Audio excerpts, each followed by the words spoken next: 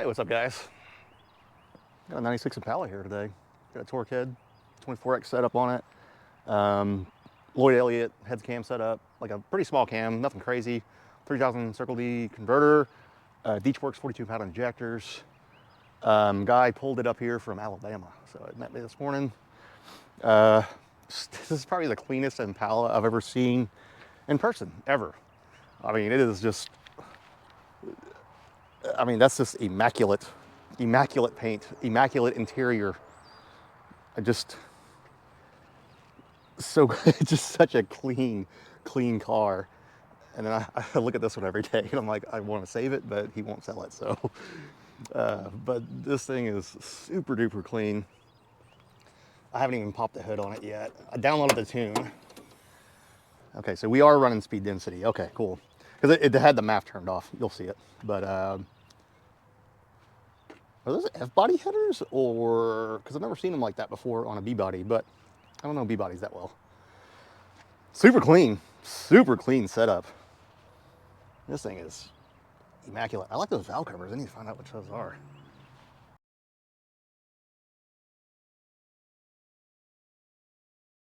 I'm usually not a fan of aftermarket valve covers on LT1s.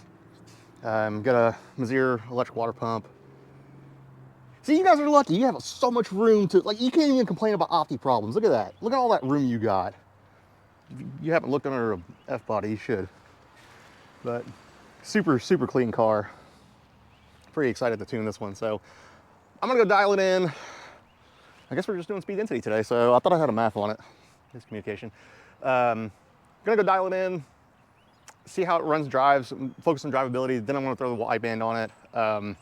He's in town for a couple days, so if I need to keep it a couple days, I need to, but I really don't think I need to. Probably take me a couple hours to tune this thing in.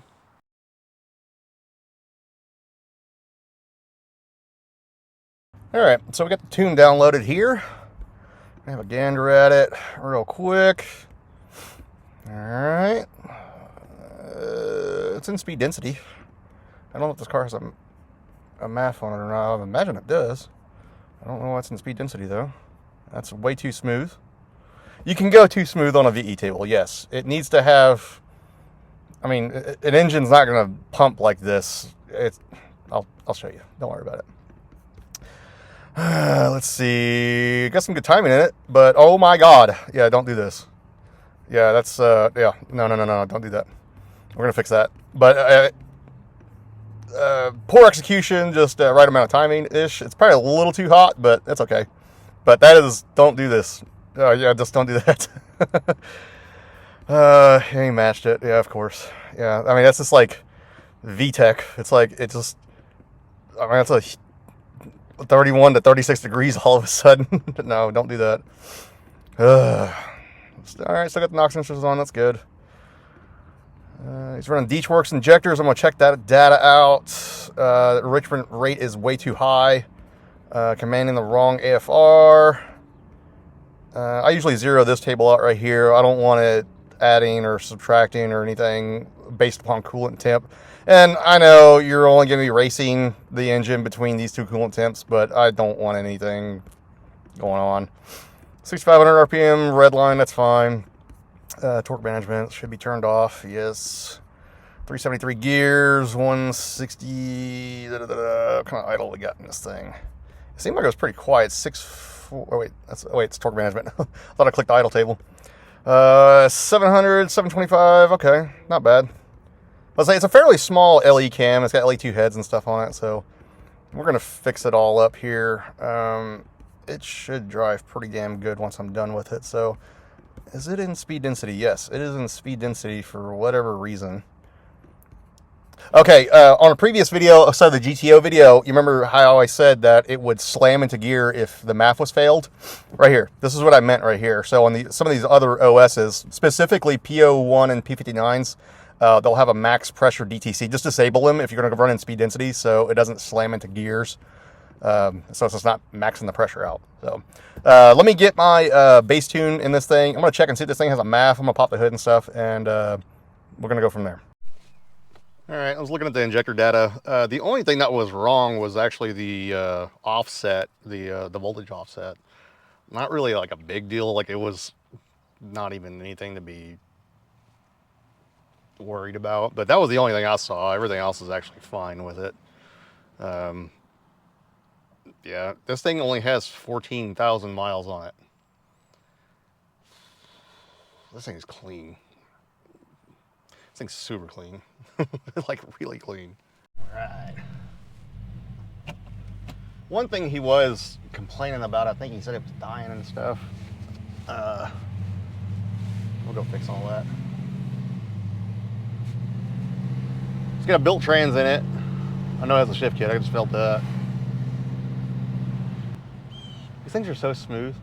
If you've never driven the mid-90s B-body, just go drive one. Go find somebody with one, ask them to drive it. Random person in the parking lot. They're huge. It's like the last hurrah of the American full-framed rear-wheel drive V8 cars. Full-framed, okay? Full-frame, not those no subframe stuff. Full frame. Kind of like the Crown Vic. Just a staple of American history. You know, if I were a rich man, I think I would be broke, because I would have all kinds of damn cars. Like, just random stuff. I mean, I like cars, man. I think drives pretty good so far. Anyway, we're gonna go dial in these fuel trims. They don't seem like they're too far off. I haven't changed the VE table yet. So I was gonna show you the difference and actually gonna go drive, you know, dial it in stuff. Wow, that cop was on her phone just texting. Dialing in stuff versus just hitting the smooth button a bunch of times and calling it good. So I'm gonna turn that trans pressure down just a tad. It's kind of clunky. Just a hair, probably like 5 to 8 psi, somewhere around there. Now, people get mixed up when people do TORQHEAD or 24X swaps and on LT1s. I'm talking old LT1s. So they'll always mention, oh, anybody who tunes an LS can tune one of these. Everybody that I have fixed, that they had a shop do, they specifically do LSs and they get their hands on one of these, they have no timing in it. It's usually 10 to 13 degrees off, low. They're just not correct. So that's usually the big thing, and plus they're usually like a MAF only tune. They don't want to deal with it, you know, things like that. And if you do know LT1s, you know these things love timing. So a typical aluminum-headed LT1, Gen 2, not for you new LT guys, it's different, okay? Gen 2 LT, small block Chevy stuff. A typical aluminum-headed one will start off at 32 degrees. That's bone stock. That's what a bone stock tune will do too. I've brought them up to 38 before. I don't really see. Now, I wouldn't just go and throw 38 at it. Just don't do that. All right, that was in a really light truck that had. He ran like, you know, 99 octane or something. Like, don't. A typical pump gas 91, 93 LT is gonna like about 35 degrees. That's a good, very good starting point right there. It's 3 degrees above, you know, your starting point. This one had 36 in it. It might like 36. Hell, I don't know. I'd have to throw it on the dyno to actually look, but I put my base tune file in it, and we're just gonna tune off of that. But yeah, people just get that stuff wrong.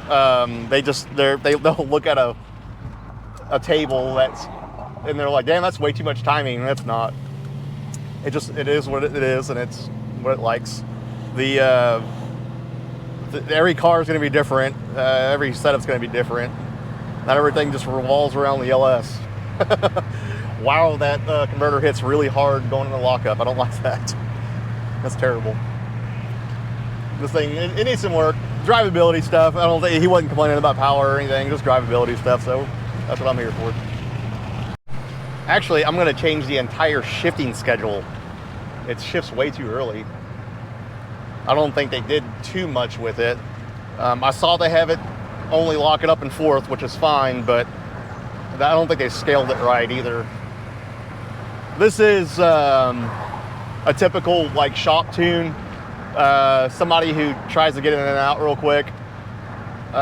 It's not bad. It made some numbers, you know, it made dyno pulls and stuff. It runs and drives just fine. It's just not dialed in.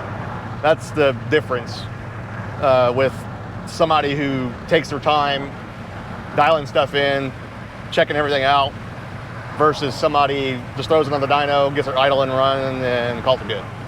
And then depends on the O2 sensors for adjusting fueling, all that stuff. The O2 sensors shouldn't have to work that hard to adjust fueling at all. Within 5% is pretty okay. Anything beyond that, I'm probably adjusting it. You're gonna have spikes here and there. Nothing's perfect. No one's gonna be perfect. We're all human. We all make mistakes, and these are just machines that we've built. That's it. So they're gonna have issues. I don't try to down anybody. I just try to say it is what it is. That's exactly what happens. A lot of shops, I mean, they have bills to pay, dude. They just have bills to pay. So they're gonna charge you accordingly, and then they have you breathing down their throat, or I say you, the customer, breathing down their throat saying, hey, where the hell's my car at? Or, oh, is it done? Blah, blah, blah. So they're really trying to get it in and out as quickly as possible, and then make the next buck. So again, I understand it as a business perspective. Tuning, man, you need to take your time with tuning. I try to take my time with a lot of vehicles I tune. Some of them are pretty quick. They go fairly quick, you know, and I'm like, did I miss something? But, you know, I do have return customers because of the car will die going around a corner, or something stupid will happen, or the trans is a little too soft or a little too firm, or things. I'm just, things will happen. So it's not a big deal. It's just part of the gig. Again, no one is perfect. So, all right, this was the first log that I did with this car. You can see it was this far off. Not like terrible, but like just an overall richness to it. So I went ahead and copied and pasted it over to it. I'm actually recording this after I tuned this car because I guess I lost this footage, but I went ahead and copied it and pasted this over. But I was showing you what the difference was between the initial tune. I didn't even change the VE table. I just went and recorded it, and it was this rich. Again, this isn't bad right here. It's mainly this stuff right here. But it gets better and better over time, so just keep watching. I had to stop at my friend's house here on my little route and show him. He's an appreciative guy. Like I always stop and show him cool cars and stuff like that. He's just try to just spread the love. So yeah, I had to stop and show him. So anyway, I adjusted the VE table. I increased the shift mile an hour speed by 2 miles an hour across the board. So even the upshift and downshift, including the bottom throttle. And I softened up the converter lockup to a maximum of 88%. They had it at 100 on the maximum, and then they had it at 99 on the minimum. Don't do that, especially on aftermarket converters. You need some space. So if you look at some converter minimum and maximum settings on stock vehicles, they will be in the single digits and teens on the minimum side, and then 99, 98 on the 100 on the maximum side. What I've noticed in tuning the last, I don't know how many years I've been doing it now, but anyway, I guess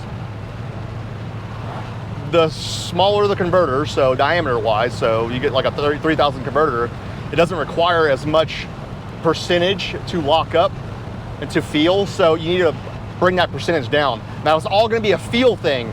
You need to go drive it and feel it and see how it feels. To me, it's still a little tough. I have it at 88. I'll probably drop it down to 70. I haven't gone anything below 70 on the maximum side of things. Usually they feel pretty damn good, but every converter manufacturer is going to be different. That's probably one thing they don't explain in tuning books, so you get to learn something. I hope you do learn something every time you watch one of my videos. Just watch, you'll learn something. You pick up on things. I still learn things. I still pick up on things. I read stuff all the time. Not everybody knows everything. Just have that drive to learn something. All right, so I've already copied and pasted this over. Actually, no, I didn't do this one. Ugh, losing my mind here. So we're gonna copy and paste this over right here. I took some fueling out of Wideband throttle too, because you can just tell it was just rich. Paste by half. Hey, we're getting a nice little hole there. That's what we see. We need this, not specifically this, but we're getting there. So we're gonna lower this just manually. Right there, get it a little smoother. Like that. Come on. There we go.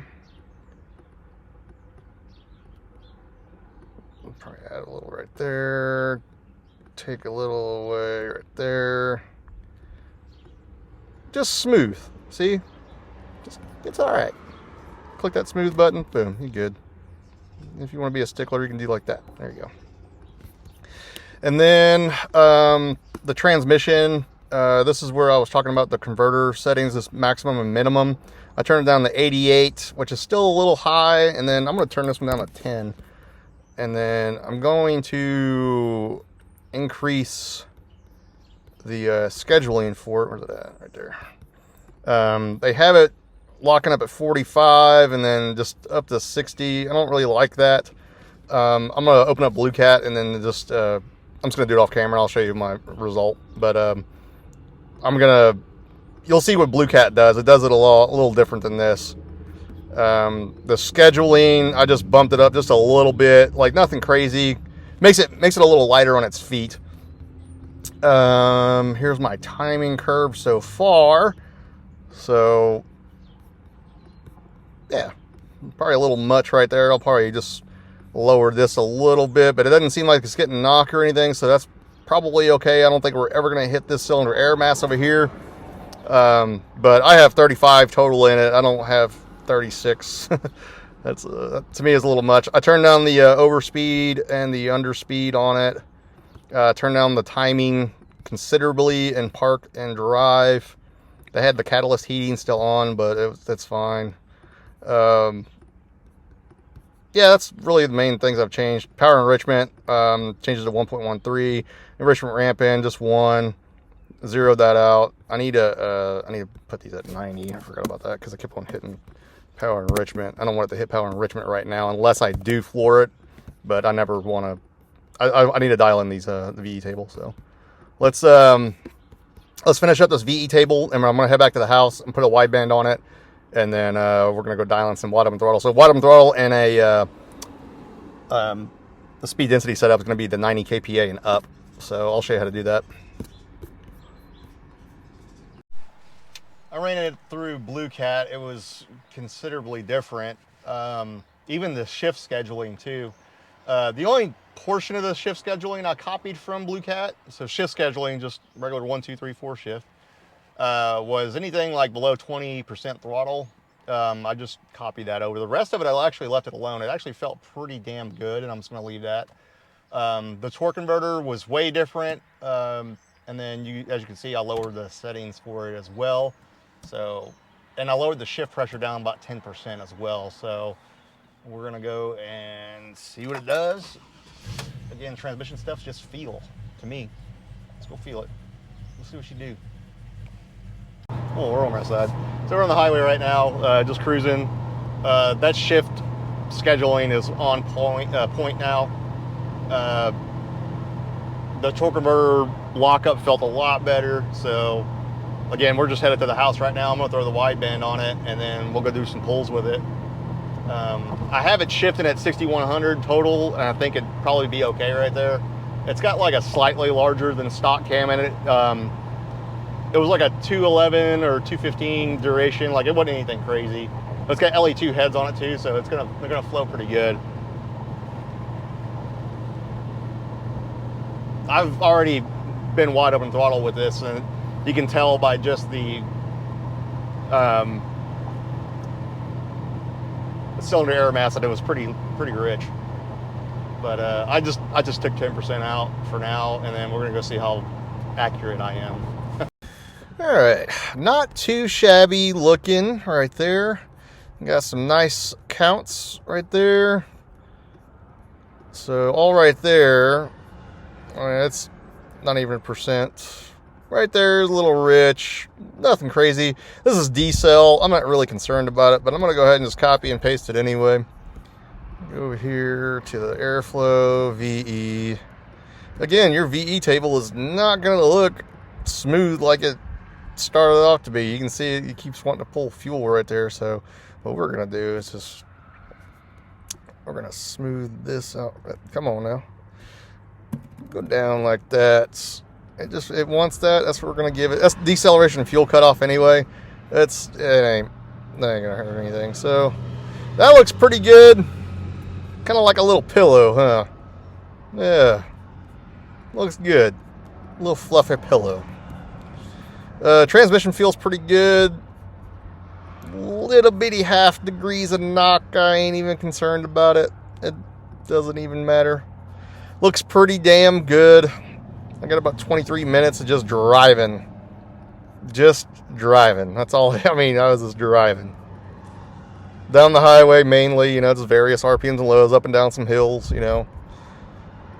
So we're going to go ahead and transfer that over right there. And we are just about done. Sweating my ass off today. In December. All right, got the wideband in. I had to take out driver's side O2 sensor for it for me to do this. So when you're doing that, just put it in an open loop and just go from there. So we're gonna go make a little hit with it and see what she does. She's a little lean on startup, so that would explain why it is acting funny on startup. Right here it's reading like 12%. So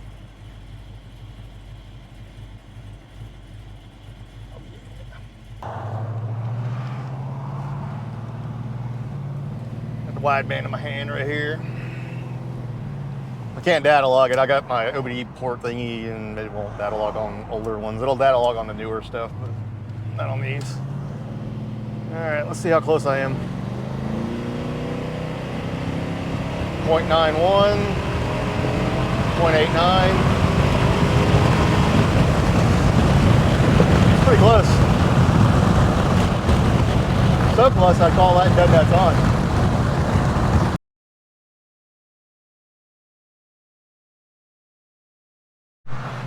I ain't done with it. I'm pretty close to being done with it, but still gonna dial in like some of the drivability VE stuff a little bit. Nothing crazy. Little idle cracker stuff. I noticed it was adding a little airflow for the idle, so I'm gonna do that too. Just little minute things. I'm just being nitpicky with it. It's kind of a perfect car, so I kind of want to be perfect with it. Yeah, we're gonna go jump on the highway again. I raised up the converter lock up till about 50 miles an hour instead of 40. At 40, it seemed like it bogged the motor down. Even that's what Blue Cat spit out, but I just raised it up by 10 miles an hour from Blue Cat, and I haven't been 50 miles an hour yet, but I'm sure it'd probably be okay. We adjusted quite a bit with this thing, a lot. It needs a lower thermostat. I think it just has a stock one in there, like a 195. It needs like a 160 or 180 or something. It's going on the highway, it's like 205. People will argue, oh, these things they were engineered to run hot. No, shut up. That's why they had head gasket issues in the 90s, right? No, just run a 160. If you're leaving a colder climate, run it a little bit hotter, but a typical southern Midwestern car, 160 thermostat, it's gonna run like 185, 190 year round. How do you know that? Well, I've got one, and I've run it since I've had the car. That's a lot better right there. Oh yeah. Yeah, I like to see 185, 195, around that kind of coolant temp. It'll be all right. Anything to 200, I'm not really a fan of.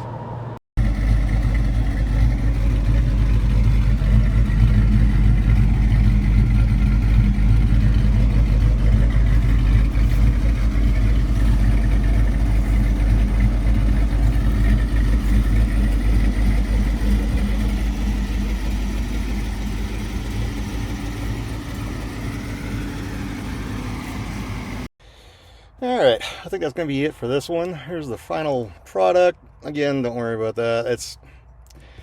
That's literally deceleration. It's already in Defco. It ain't even hurt anything. I've gone pretty far with the airflow anyway. I ain't worried about it. So there's your final VE table right there. Looking pretty snazzy. Again, they're not gonna be smooth like that. Don't do that. Not, yeah, see, don't do that. Don't, yes, don't do it. Then change the spark table. Here's your final spark table right here. Got a little dip right there. That is peak torque. Yeah, see, just don't do that.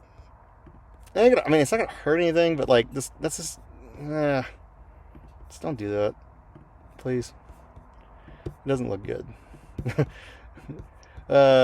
Before and after on the timing, I lowered it quite a bit. Left it alone in park. It was actually okay in park. Made it a little bit more aggressive right there, but like nothing to write home about. Just because that's actually fixed the surgeon right there. Was that? Get rid of the startup catalyst. That's what that one is. Bump the airflow up just a hair. I mean, literally 0.5 across the board. Nothing serious. I think I'll bump the idle up as well. Yeah, bump the idle up. Just 25 RPM. What else did I do? Transmission. Yeah, I got rid of this and then bumped it up by 10% across the board because it kept shifting so damn hard. You can only do so much with the pressures. I lowered this a little bit too, but you can only do so much with them. So you can go in here do the force motor current, and the higher the number, the softer the shift. The lower the number, the harder it'll shift. Torque converter settings. Here's your maximum, minimum. Feels pretty damn good. Got it coming on at 48 miles an hour minimum, releasing at 45. Shift timing, change that to 0 across the board. Anyway, that's going to do it for this one, guys. Make sure you like, subscribe, do all that YouTuber stuff.